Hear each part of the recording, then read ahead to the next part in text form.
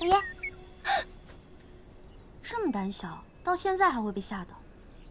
The Long Ballad is a revenge tale centering on Princess Lichang's journey for revenge after her family is brutally murdered.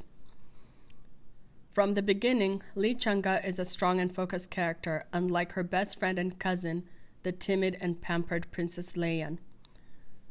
At first glance, Princess Leyan lives up to her title. She is polite, well-mannered, and also incredibly unaware of the challenges people outside the palace face.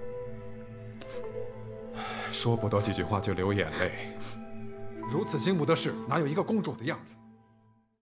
Princess Leyan grew up in a sheltered environment and had little say about major events in her life. However, she is also incredibly loyal and goes against what is expected of her when she helps her cousin Lichanga evade capture. Loyalty and kindness prove to be one of Leyan's strongest traits, and she is willing to go against the emperor to protect her friends.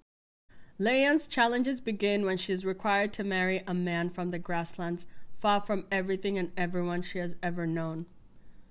Due to the fact that all her life decisions have been made for her so far, Leyan had no say in the decision and could only cry at the idea. She is saved from the marriage early on, but is required to leave the palace in the care of her father in order to avoid it. This is also the first time that Leyan sees the importance of making her own choices. Leyan takes matters into her own hands when she sneaks away from the world of guards and maids in order to protect her friend. With little experience outside the palace, her kind demeanor and good manners leads to a terrible miscalculation on her part. This proves to be one of the most horrifying moments of the show when she ends up captured by human traffickers. Terrified and alone with her captors, Leyan learns about the harsher realities for people in her kingdom.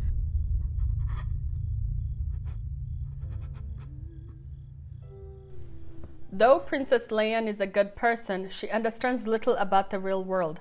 Early on, her kidnappers ration her food and water, and her companion, another young woman who was also kidnapped and abused by the traffickers, takes advantage of her inexperience for her own gain. 我有点渴，我喝点你的水啊。